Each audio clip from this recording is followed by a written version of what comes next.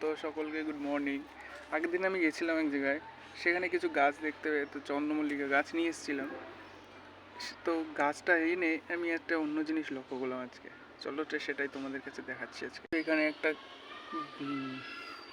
চন্দ্রমল্লিকা গাছ আছে, তো এই গাছটাতে এই একটা ফুল ফুটেছে, এটা খয়েরি কালার টাইপের। এর মধ্যেই আছে একটা, দেখতে পাচ্ছ, হলুদ কালারের ফুল ফুটে আছে। একটা গাছে দু রকম, আমি এই প্রথম দেখলাম।